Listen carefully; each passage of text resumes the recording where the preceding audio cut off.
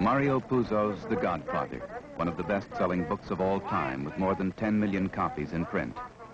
A book about a particular segment of our society, so unique and accurate in characterization that its impact has been felt over and over again throughout the world.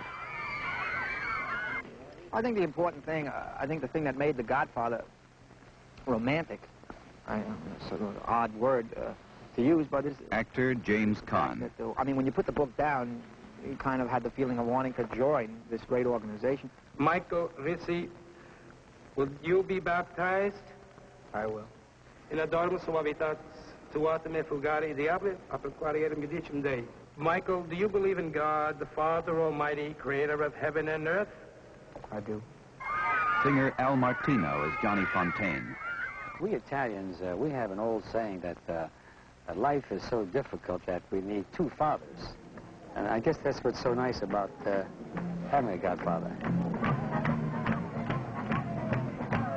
That's a grand time here. Wonderful, wonderful. How do you go about making a motion picture based upon a literary achievement of such wide acclaim?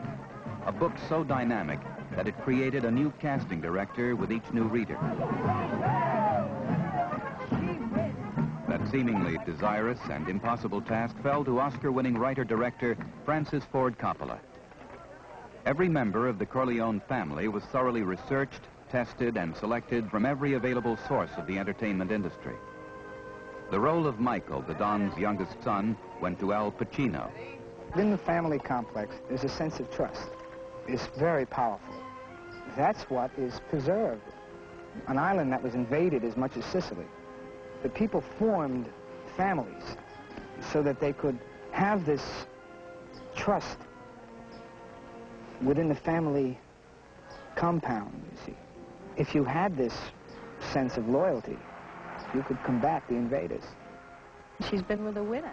Singer Morgana King as Mama Corleone. He's always been on top of the situation, and they have this large family of children that they love very deeply. She's very, very involved with his life, but she doesn't involve his life into the family picture. That's outside. It always remains outside. Hey, what are you going to do? Nice college boy, huh? They want to get mixed up in the family business? Huh? Now you want to gun down a police captain, what, because he slapped you in the face a little bit? Huh? What do you think, this is the Army where you shoot them a mile away? You got to get up close like this, and bing, you blow their brains all over your nice Ivy League suit. Come here. Mwah! You're taking this very personal. Tom, this is business, and this man is taking it very, very personal. To visually create the realism of the book, 90% of the picture was shot on locations in and around New York City, including a secluded side street on Staten Island, which represented the Corleone family compound. Scenes such as this one between Michael and his girl, Kay, were filmed against the background of the wedding of the Don's daughter, a sequence which took a week to shoot and employed almost 750 extras. She really thinks Michael's going to come out of this whole situation to possibly run for the presidency. You know, she thinks that's perfectly logical, that her son Michael could be the president of the United States. Whereas Sonny's just a good boy, and she's probably been protecting him all his life against all of the hassles that he found to get involved with. You don't forget, 2 shots apiece in the head as soon as you come out the door. Huh? Let's go.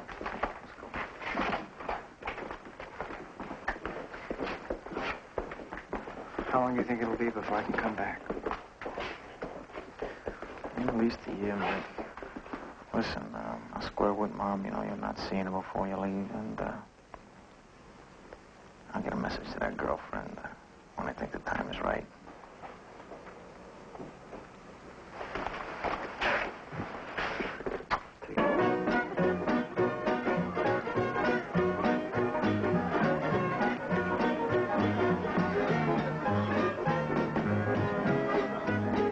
A way of life is brought to the screen more understandably and ominously than was ever thought possible. Barzini's dead.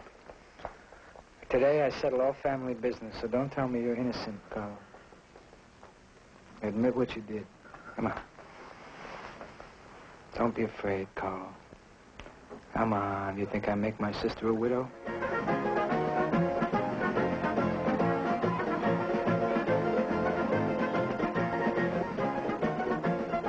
He makes things come alive. If he touches... Actor Richard Castellano as you Clemenza. can feel the texture.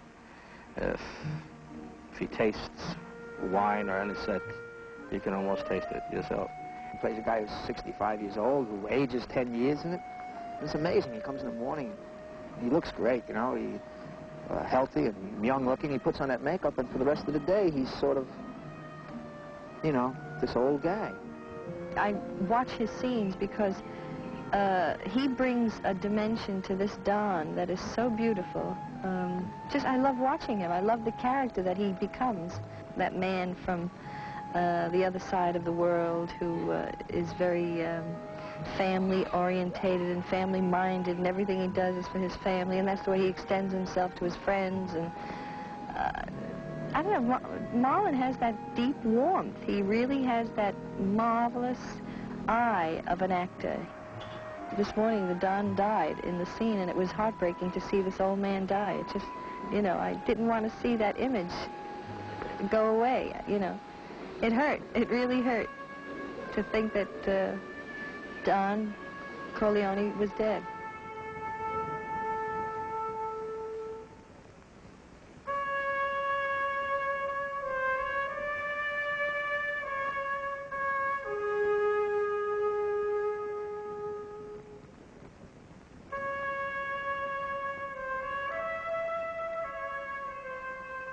See, there was a necessity for Don Corleone, for Mr. Brando's characterization. There's a necessity for the syndicate. For if there were no necessity, it wouldn't exist.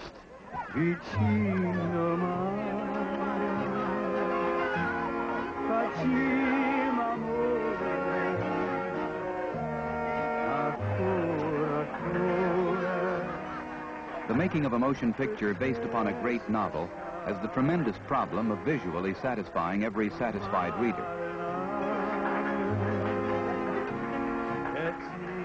No role was more difficult to cast than that of Don Vito Corleone, the Godfather. Actor Marlon Brando was director Coppola's only choice for that role. If you'd come to me in friendship, then the scum that ruined your daughter would be suffering this very day. And if by chance an honest man like yourself should make enemies, then he would become my enemies. And then they would fear you. Be my friend?